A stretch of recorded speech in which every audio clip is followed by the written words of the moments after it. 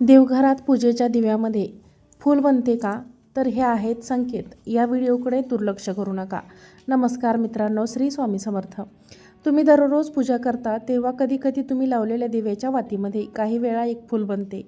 त्यास पाहता क्षणी तुम्हाला अशी जाणीव होते की ते एखादी गुलाबाचे फूल आहे. कधी कधी ते तुम्हाला एखाद्या कमळाप्रमाणे देखील वाटते. कधी कधी तुम्हाला त्या कोणत्या तरी अन्य फुलाप्रमाणे वाटू शकते. तेव्हा आपण बघतो अशा प्रकारचे जे काळे फूल तुम्ही लावलेल्या दिव्याच्या वातीमध्ये जे फूल बनते, तर त्या फुलाचे नेमके काय महत्त्व आहे हे आपण जाणून घेणार आहोत. त्यामागचे नेमके काय कारण आहे? हे फूल आहे ते पूजा झाल्यानंतर बनते, तर काहींच्या दिव्यामध्ये ते मध्येच बनते, तर काहींच्या लोकांच्या दिव्यामध्ये प्रत्यक्षात दिवा जळत आहे आणि त्या क्षणी हे फूल बनत आहे. तर मग आज आपण या फुलांच्या संबंधित जोडले असलेले जेवढे प्रश्न आहेत, जेवढा पण मनातील शंका आहे, तर अशा सर्व प्रश्नांची उत्तरे आजच्या या व्हिडिओमध्ये पाहणार आहोत. पहा. तर मग प्रथम मी आपणास येथे सांगते की तुम्ही लावलेल्या दिव्यामध्ये जे कोणते फूल बनते, जे सकारात्मक क्षमतेचे प्रतीक असते, याचा सरळ अर्थ असा आहे की तुमच्या इष्टदेवतेची कृपा तुमच्यावर आहे. तुम्ही याचा पूजा करत असाल, सेवा करत असाल, तर मग तुम्ही कोणत्या प्रकारची कर्जमाफी, पूजापाठ, सेवा तुम्ही अगदी योग्य दिशेने योग्य प्रकारे करत आहात आणि तुमच्या जीवतेपर्यंत तुमची जी पूजा अगदी योग्य व चांगल्या प्रकारे पोहोचत आहे आणि याच कोणती शंका नाही. म्हणजेच की तुमच्यावर तुमच्या इष्टदेवतेचे खूप आशीर्वाद आहेत. अर्थातच तुम्हाला आता अजिबात घाबरण्याची आवश्यकता नाही आणि नाही तुम्हाला कोणत्या अन्य भक्ताकडे जायची गरज नाही. फक्त आपल्या दैनंदिन जीवनात ज्या काही समस्या आहेत त्या चालत असतात आणि अशा परिस्थितीत जर तुम्ही असा विचार केला की तुमच्या देवाची तुमच्यावर कृपा आहे, तुमच्यासोबत तुमच्या इष्टदेवतेचा कृपेचा आशीर्वाद आहे, तर मग माझ्यासोबत या अडचणी का आहेत, अशा समस्या माझ्यासोबत काय होतात, असेच जर तुम्हाला वाटत असेल, तर मी तुम्हाला एक आवर्जून सांगते की सांसारिक जीवनामध्ये काही सामान्य समस्या, अडचणी या सर्वांसोबतच एक गळप असतात आणि या देवी देवतांचे जोडलेले नसतात आणि यांना आपण देवी देवतांशी जोडलेली सुरुवात करतो, ज्यामुळे आपण सर्वजण परेशान होतो आणि काही वेळात लोक यासाठी मेहनत करत नाहीत, कारण की ते सर्व गोष्टींना आपल्या इष्टदेवतेची देवाशी जोडून पाहू लागतात. कधी कधी काय होतं, ते असाही विचार करू लागतात की आम्ही तर एवढी पूजापाठ करतो, पण आमची तर कोणती कामेच बनत नाहीत आणि आम्ही एवढी पूजापाठ करतो तरी आम्ही दुःखी आहोत. आम्ही एवढी देवाची सेवा करतो तरी आमच्यासोबत या वाईट घटना प्रसंग घडले. तर बघतो अशा प्रकारे या सर्व गोष्टींच्या आहेत, ज्यांना आपण आपल्या पूजापाठाची, देवाची सेवा करत असल्यास हे जोडून पाहू शकतो. आणि जेव्हा आपण असे करण्यास सुरुवात करतो तेव्हा आपण असे काही लोक मेहनती कमी करण्यास सुरुवात करतात आणि त्यांना असे वाटते की आमच्या पूजापाठला केल्याने हे सर्व काही ठीक होईल. तर असे आपण म्हणतो.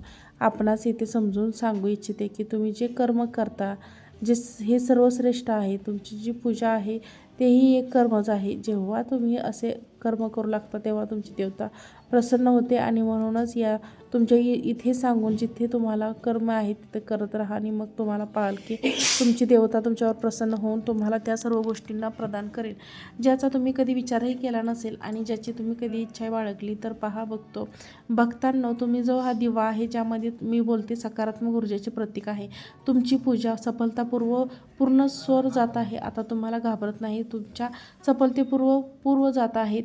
तुम्हाला आता घाबरण्याची गरज नाही. आता हा प्रश्न उद्भवतो की या फुलाचे काय करावे? जे फूल तुमच्या दिव्यामध्ये बनले आहे त्या फुलाचे काय करावे? त्या फुलाचे तुम्ही हे करायचे आहे की तुम्ही शुद्ध दिवशी तो दिवा लावण्यासाठी वापरतात किंवा तिळाचे तेल जळविता किंवा कोणते अन्य सामान्य तेल जळविता, तर त्याच तेलातला अर्थात तुपाला थोडेसे त्या फुलामध्ये मिसळा आणि त्याचा टिळा लावा.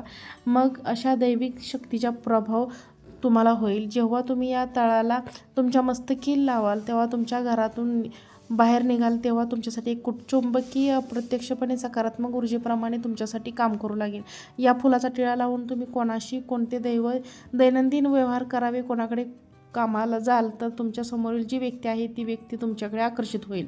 म्हणजे की मित्रांनो, तुमच्या गोष्टींना, तुमच्या कामाच्या संदर्भातील कोणत्याही बोलण्याच्या व्यवहाराला, तुमच्या समाधानाला तुमच्यासोबत व्यक्ती पूर्णतः मानू लागेल. तुम्ही तो विचार करत आहात, तुमच्या विचारानुसार त्या सर्व गोष्टी हळूहळू होऊ लागतील. तर हा टिळाचा प्रत्यक्ष हा प्रभाव असतो भक्तांनो. त्याचबरोबर जर कोणती नकारात्मक शक्ती तुमच्यासोबत आहे आणि ती तुम्हाला कोणतेही नुकसान पोचवत असेल, तर वाईट नकारात्मक शक्ती तुम्हाला कोणत्या प्रकारचे नुकसान पोचवत असेल, तर अशी गोष्ट अथवा अशा घटना नसो.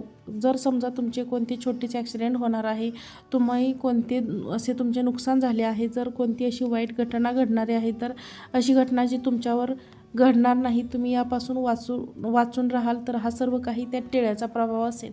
जर तुम्ही तुमच्या दिव्यातील बनलेल्या फुलाच्या नियमितपणे आपल्या मस्तकावरती टिळा लावला, तर तुम्ही फिरायला जाताना नियमितपणे तुमच्या मस्तकावरती टिळा लावला, तर तुम्हाला इष्टदेवतेची कृपा 100% पटीने मिळत आहे. जागृत स्वरूपात तुम्हाला प्राप्त होण्यास सुरुवात होते. आणि काही वेळा आपल्यापैकी काही लोक असे सांगतात की जे फुल आहे ते आज आमच्या दिव्यात बनले नाही, पुढे 2 दिवस झाले अजून नाही पडले, किंवा मग पुढील आठवडाभर नाही बनले, तर अशा वेळी ते लोक खूप चिंता करू लागतात की माझ्या दिव्यामध्ये असे फूल का बनले नाही, आता मी काय करू, माझ्यावर माझ्या इष्टदेवतेची कृपा आहे की नाही, ही माझी पूजापाठ कुठे काही व्यर्थ तर जात नाही ना. तर मग अशा प्रकारच्या ज्या शंका आहेत त्या त्यांच्या मनात येणं सुरुवात होऊन जाते. मग भक्तांनो, अशा वेळी मी तुम्हाला सांगू इच्छिते की तुमचे जे इष्टदेव आहेत, जे तुम्हाला निरंतर संकेत देत असतात, तर उलट ते तुम्हाला कधी संकेत देत असतात. आता जसं की पुन्हा व्यक्तीच्या स्वरूपात स्वतः माध्यमातून संकेत देत असते, की जसे की असं दिले होत नाही की तुम्हाला आता रोज संकेत देतील किंवा मग तुमच्या दिव्यातील फूल जे आहे ते रोज बनेल. याचा अर्थ असा होत नाही की ते तुमच्या दिव्यात आता रोज बनेल, तर उलट असे होऊ शकते की ते फूल तुमच्या दिव्यामध्ये पुढील 15 दिवसानंतर बनेल, 1 आठवड्यानंतर बनेल किंवा मग महिन्यानंतर बनेल. तर मग असे ओळखता याविषयी तुम्हाला आता विचार करायचा नाही, तर उलट सुरुवातीला तुम्हाला हा विचार करायचा आहे की माझ्या पूजेतील देव्यामध्ये जे फूल बनले आहे, माझ्या इष्टदेवतेची कृपा मला प्राप्त झाली आहे. तर याचा अर्थ असा आहे की माझी जी इष्टदेवती आहे ती माझ्यासोबत आहे.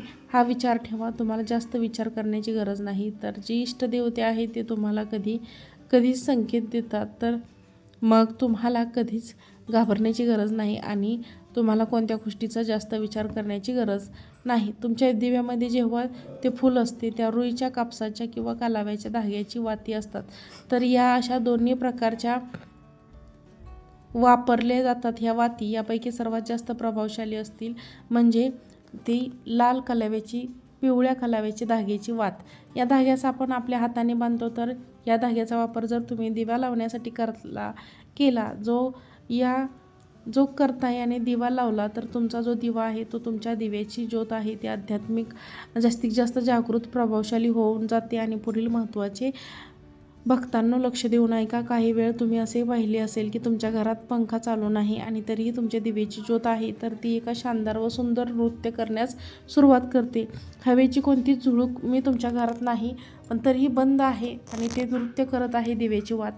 तर अशा वेळी भक्तांनो, या गोष्टी तुम्हाला समजल्या पाहिजेत की इष्टदेवता आहे त्यांची तुमच्यावर कृपा होत आहे. तुमच्या दिव्याच्या ज्योतीचे नृत्य करणे याचे काही असे आहे की प्रत्येक वेळी हे नृत्य होत असते, तर फक्त अशा प्रकारचे काही प्रत्यक्ष संकेत जे तुमची इष्टदेवता तुमच्यासोबत असते, ज्याने आपण हे समजून जातो की आमच्या इष्टदेवतेची कृपा आमच्यावर हळूहळू होईल. जेव्हा पुढे असे संकेत जर तुम्हाला तुमच्या स्वप्नामध्ये दिसू लागतील, तेव्हा ते सुरुवातीला तुम्हाला दुर्कट दिसू लागते. दुसरे म्हणजे जसजसे पुढे तुम्ही जसजसे जाल तसे हळूहळू हे पुढे जाऊ शकते. जसजशी तुमची पूजा दृढ होऊ जाते तसे त्या देवतेचे दर्शनही होऊन जाते. मग ते कोणत्या रूपात तुम्हाला देवी माता असेल अथवा वृद्ध व्यक्ती असेल, कोणी पशुप्राणी असेल, मग कोणी साधुसंत असेल, जे स्वप्न स्वरूपात संकेत आहेत ते तुम्हाला दिसण्यास सुरुवात होऊ लागतील. आणि अशा प्रकारे त्यांच्या स्वप्नातील दर्शन आहे ते हळूहळू तुम्हाला अगदी स्पष्टपणे साफ दिसण्यास सुरुवात होऊ लागेल. त्यामुळे दिव्याची वात ही कच्च्या कलावाची लाल आणि पिवळ्या धाग्याची नक्की लावा. याने तुमच्या आयुष्यातील दुःख, दारिद्र्य नष्ट होईल. वरील व्हिडिओ आवडला असेल तर व्हिडिओला लाईक करा. चॅनलवरती नवीन असाल तर चॅनलला सबस्क्राईब करा आणि हा व्हिडिओ शेअर करा. आजचा व्हिडिओ पाहिल्याबद्दल खूप खूप धन्यवाद. श्री स्वामी समर्थ. जय जय स्वामी समर्थ.